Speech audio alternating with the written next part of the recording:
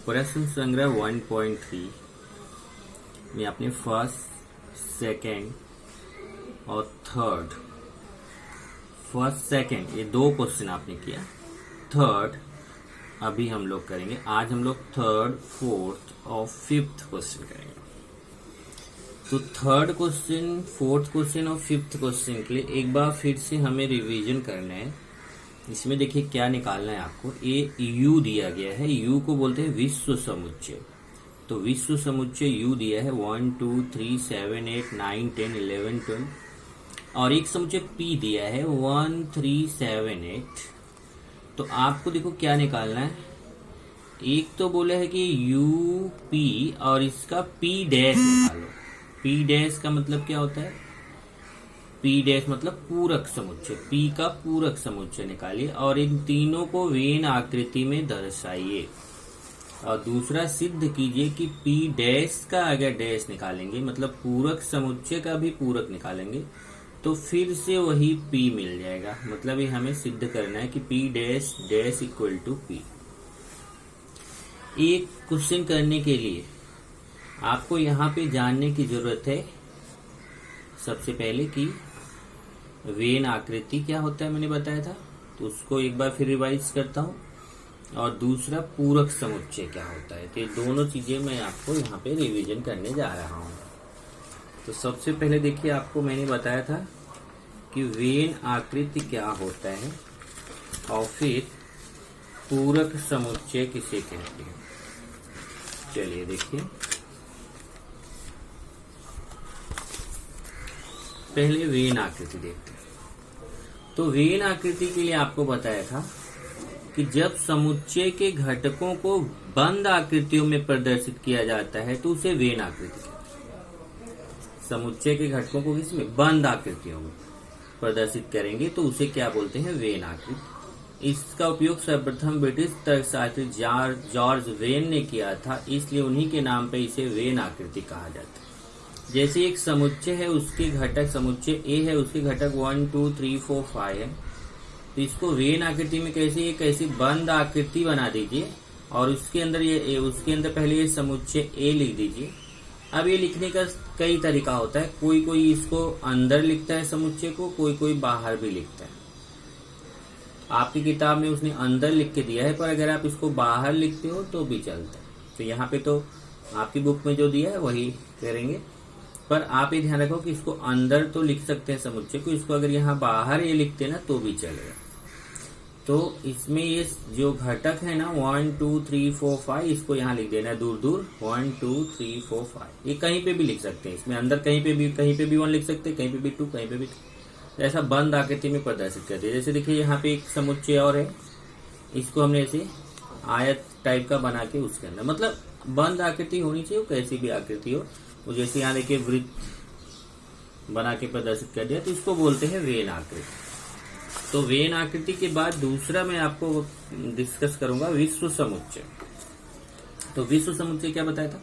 यदि किसी समुच्चय में 2 या 2 से अधिक समुच्चयों के सभी घटक पाए जाते हैं तो उसे विश्व समुच्चय कहते हैं। विश्व समुच्चय का मतलब होता है उसके अंदर कई सारे लोग आए तो उसको विश्व बोलते हैं। जैसे विश्व, वैसे आप क्या बोलते हैं, बहुत सारे देश आते हैं तो बहुत सारे देश विश्व के अंतर्गत आते हैं, वैसे बहुत सारे समुच्चय इस विश्व समुच्चय के अंतर्गत आते हैं। इससे आपके माइंड में ये बैठ जाना चाहिए कि विश्व समुच्चय जो होता है सबसे बड़ा समुच्चय होता है। जो सबसे बड़ा समुच्चय है वही हमारा क्या है? विश्व समुच्चय। इसे यू से प्रदर्शित करते हैं। और तीसरा है पूरक समुच्चय। तो जो पूरक समुच्चय क्या होता है? समुच्चय ए, अगर कोई समुच्चय ए है और इसका पूरक समुच्चय है तो उसको ए डैश से प्रदर्शित करेंगे। समुच्चय ए के पूरक समुच्चय को ए डैश या फिर ऐसे ए के घाते में ऐसे सी लिख देते हैं, से प्रदर्शित करते हैं। इसमें विश्व समुच्चय के वे सभी घटक आते हैं जो ए में ना हो। तो अगर हमें जैसे समुच्चय ए है उसका पूरक समुच्चय ए डैश निकालना है तो आपको जो विश्व समुच्चय होता है ना, विश्व समुच्चय यू, उसमें से इस ए वाले घटक को माइनस कर दीजिए। किसमें से? जो विश्व समुच्चय यू रहेगा उसमें से क्या माइनस करना है? जो ए वाले घटक हैं उसको माइनस कर दीजिए, जो बाकी यू में बचेगा, विश्व समुच्चय में जो बाकी घटक बचेंगे माइनस करने के बाद जो बचेंगे उसी को ए का पूरक समुच्चय बोलते हैं, ए डैश। तो जब भी किसी समुच्चय का डैश निकालना है तो आप याद रखिए कि विश्व समुच्चय में से उस समुच्चय के घटक माइनस कर दीजिए तो उस समुच्चय का पूरक समुच्चय मिल जाता है। जैसे समुच्चय ए का पूरक समुच्चय निकालना है तो मैं विश्व समुच्चय में से ए को माइनस कर दूंगा।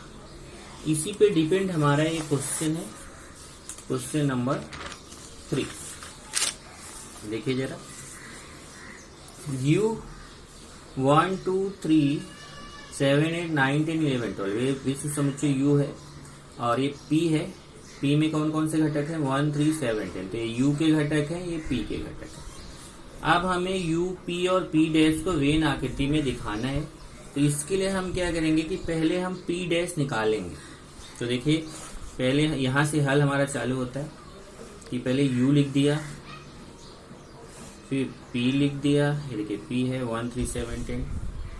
फिर हमें निकालना P डैश। तो P डैश कैसे निकालेंगे?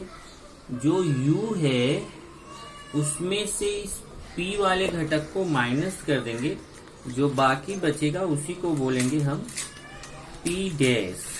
तो P डैश के लिए यही ध्यान रखिए कि जिस भी समुच्चय का डैश निकालना है तो उसी को आपको विश्व समुच्चय में से माइनस करना है।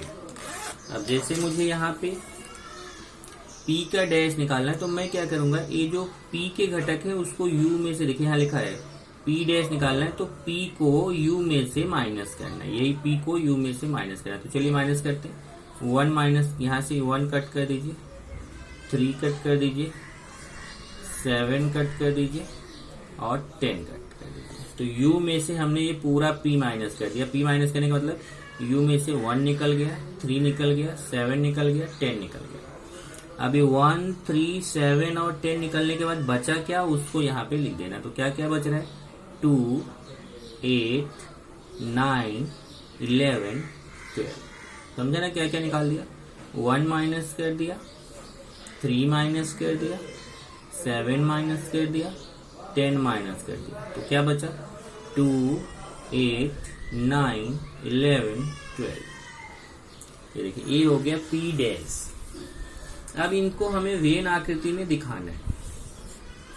तो वेन आकृति मतलब बंद आकृतियों में दिखाना है। तो जैसा कि मैंने बताया था कि आप कैसी भी बंद आकृति बना सकते हैं, पर ज्यादातर क्या होता है कि जो विश्व समुच्चय रहता है उसको हम आयत के द्वारा प्रदर्शित करते हैं और जो अन्य समुच्चय रहते हैं उनको वृत्त के द्वारा प्रदर्शित करते हैं। लेकिन फिर वही बोला कि कंपलसरी नहीं है, आप ऐसा कोई भी आकृति बना सकते हो। यहाँ पे भी आयत बना सकते हो, यहाँ पे वर्ग बना सकते हो, यहाँ पे अंडाकार बना सकते हो, कोई भी आकृति बना सकते हो। या जो आयत है, आयत को भी आप गोला बना सकते हो, ऐसा कोई जरूरी नहीं है। पर फिक्स है कि अगर बेस्ट है कि अगर आप इसको विश्व समुच्चय को आयत से प्रदर्शित करो और इसके अंदर जो समुच्चय आते हैं उनको वृत्त से प्रदर्शित करो। तो हमने देखिए विश्व समुच्चय को आयत से प्रदर्शित किया है। इस विश्व समुच्चय को देखिए यहाँ U मुझे अंदर लिखना चाहिए, पर हमने U कहाँ लिखा? बाहर। क्यों? क्योंकि अंदर, ये अंदर का जो भाग है वो P डैश है और ये वृत्त का भाग जो है वो P है। तो इसलिए बोला था ना कि समुच्चय को कभी अंदर भी लिख सकते हैं, बाहर भी लिख सकते हैं। यहाँ देखिए इसने इसको बाहर लिखा है। आप क्या करेंगे, ये जो U है इसमें ये सभी घटक आने चाहिए। 1 2 3 7 8 9 10 11 12 ये पूरा का पूरा घटक हमारे ये U के अंदर मतलब आयत के अंदर आना चाहिए। और दूसरा समुच्चय हमने देखिए P लिया है। ये जो वृत्त से कौन से समुच्चय को प्रदर्शित किया? समुच्चय P को। तो समुच्चय P में कौन कौन से घटक आने चाहिए? 1 3 7 10। तो इस समुच्चय P में हम लिख देंगे, हम क्या करेंगे, गोला बनाएंगे, उसको लिखेंगे समुच्चय P और उसके अंदर ये P के जो घटक हैं क्या क्या है? 1 लिख दिया, 3 भी लिख दिया, 7 भी लिख दिया, 10 भी लिख दिया। कहीं पे भी आप इसके अंदर लिख सकते हैं। अब ये जो P के घटक इसके अंदर आ गए, उसके बाद जो बचे P डैश में वो सब बाहर लिखे जाएंगे। ये बाहर वाले P डैश है। P डैश का मतलब होता है कि P वाले वृत्त को छोड़कर बाकी जितना बचता है वो सब P डैश है। तो इससे आप वेन आकृति से माइंड में आपके कॉन्सेप्ट बनेगा कि P डैश का मतलब हुआ P वाले वृत्त को अंदर वाले भाग को छोड़ दीजिए, बाकी जितना बाहर बचता है वो सब क्या है, P डैश। तो अब ये 1 3 7 10 P में आ गया, तो P डैश में क्या क्या आएगा, 2 8 9 11 12। तो आपने यहाँ P लिख दिया, और P में कौन कौन से घटक ने, 1 3 7 10, तो 1 3 7 10, और P डैश मतलब बाहर कौन कौन से घटक, तो P डैश वाले घटक 2 8 9 11 और 12। अब जरा देखते हैं कि क्या U के सारे घटक आ गए।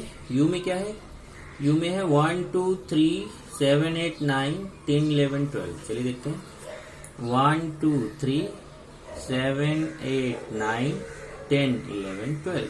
ये देखिए सब इसके U के अंदर आ गए। इस तरीके से हमने विश्व समुच्चय U, समुच्चय P और समुच्चय P डैश को प्रदर्शित कर दिया। अब क्वेश्चन बोल रहा है कि P डैश का डैश निकालेंगे तो P सिद्ध करना है। देखिए ये सिद्ध करना है कि P डैश का डैश P। यहाँ देखिए क्वेश्चन क्या है, P डैश डैश बराबर P की जांच कीजिए।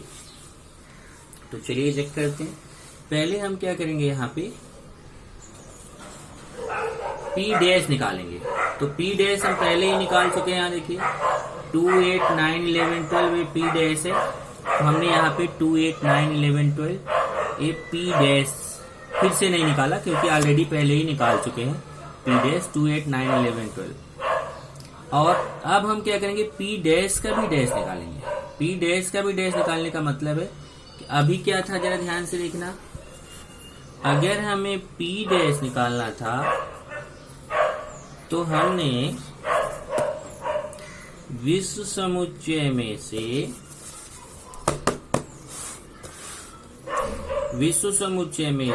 P को माइनस किया था। देखिए P का डैश निकालना था, तो जिसके ऊपर डैश लगा था उसी को हमने विश्व समुच्चय में से उसी P को माइनस कर दिया। डैश किस पे लगा था, P पे लगा था, तो P को माइनस किया। अब यहाँ क्या निकालना, P डैश का भी डैश। तो हमें विश्व समुच्चय में से ये P डैश को माइनस करना। जिसके ऊपर डैश लगा हुआ, तो किसके ऊपर डैश लगा हुआ, P डैश के ऊपर डैश लगा, तो P डैश को हम माइनस करेंगे। यहाँ देखिए P डैश का डैश निकालना, तो ये जो P डैश है इसी को U में से माइनस करेंगे। तो P डैश यहाँ पे देख लीजिए U क्या है, पहले U में कौन कौन से घटक हैं, उस U में ये P डैश के जो घटक हैं इसको माइनस करना है। तो पहले मैं यहाँ इसको रफ कर देता हूँ, ये रफ कर दिया, क्योंकि इसमें क्या करना है, इसको माइनस करना है। क्या क्या माइनस करना, जरा देखिए 2 8 9 11 12 इसको माइनस करना है, किसमें से, U में से। U में से किसको माइनस करना है, P डैश को। तो ये जो P डैश के घटक हैं वो सब विश्व समुच्चय में से निकाल देंगे। तो मैं 2 8 9 11 12 इतना चल रहा हूँ माइनस करने। 2 8 9 2 2 8 9 11 12 11 12 ये माइनस कर दिया। क्या क्या माइनस किया, 2 8 9 11 12। अब बचा क्या क्या वो लिख देंगे। बचा है 1 3 7 10 ये बचा, ये देखिए 1 3 7 10 बचा, इसको लिख दिया। अब ये देखेंगे 1 3 7 10 है क्या, यहाँ से देखिए 1 3 7 10 तो P है। इसका मतलब जहां 1 3 7 10 आया उसकी जगह में P लिख सकता हूँ। 1 3 7 10 की जगह P लिख दिया। इस तरीके से हमारा सिद्ध हो गया। यहाँ से इसको लिखते जाओ, P डैश का डैश, ये भी क्या हुआ, P डैश का डैश।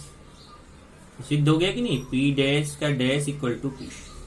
मतलब हमने P डैश तो निकाला था, जब P डैश का भी फिर से डैश निकाल दिया, मतलब P डैश का भी जब पूरक समुच्चय निकाला तो P डैश को U में से माइनस किया, तो जो बचा वो क्या आ गया, वो तो हमें फिर से P मिल गया, फिर से P मिल गया।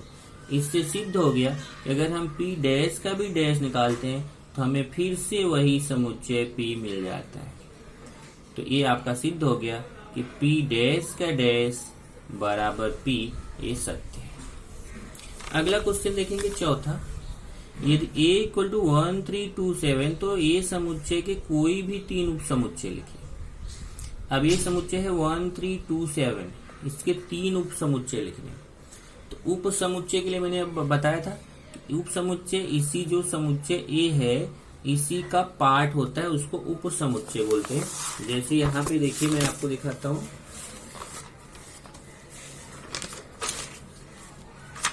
ये आपने उप समुच्चय पढ़ा था। यदि समुच्चय बी के सभी घटक समुच्चय ए में हो तो समुच्चय बी को ए का उप समुच्चय कहते हैं। इसे बी उप समुच्चय ए से प्रदर्शित करते। देखिए ऐसे प्रदर्शित करते हैं, मतलब बी के सारे घटक ए में होने चाहिए। जैसे देखिए इधर बी में, ए में क्या है 1 2 3 4 5 6 7 8, बी में क्या है 2 4 6 8, तो बी में 2 4 6 8 है, तो इसमें देखिए 2 4 6 8 है। बी के पूरे घटक ए में हैं, 2 4 6 8 पूरा इसके अंदर है, इसलिए बी को बोला जाएगा उप समुच्चय। किसका उप समुच्चय? ए का। तो बी उप समुच्चय है ए का। अब अगर हमें उप समुच्चय निकालना है तो उप समुच्चय निकालने के लिए मैंने यहाँ पे बताया था कि अगर समुच्चय ए है ए बी सी और इस समुच्चय के उप समुच्चय निकालने हैं तो उसका ये देखिए हमने आपको तरीका बताया था कि 2 घाते n। सूत्र क्या होता है? उप समुच्चयों की संख्या 2 घाते n। जैसे यहाँ n मतलब क्या हुआ, कितने घटक हैं? 1 2 3 घटक है, तो 2 घाते n की जगह 3। और 2 घाते 3 का मतलब बताया था कि 2 का 3 बार गुणा, 2 दूना 4 दूना 8। इसका मतलब ये जो समुच्चय ए बी सी है इसके कितने उप समुच्चय निकाले जा सकते हैं? 8। और ये 8 उप समुच्चय मैंने निकाला था।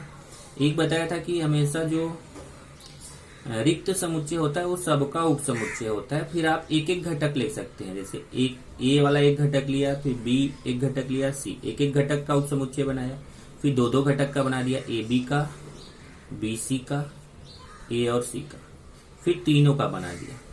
इस तरीके से 1 2 3 4 5 6 7 8 बन गए। पर उसने इस क्वेश्चन में, अगले क्वेश्चन में 8 नहीं बोला है, उसने बोला कि कोई भी 3 उप समुच्चय। ये देखिए 1327 इसके कोई भी 3 उप समुच्चय लिखे। जबकि हम कितने उप समुच्चय लिख सकते हैं? हम यहाँ पे 4 घटक है ना, 2 घाते 4 मतलब 16 उप समुच्चय इसके निकाल सकते हैं। पर हमें 16 उप समुच्चय नहीं लिखना है, केवल कितना लिखना है? 3। तो ये देखिए हमने 3 लिखा है।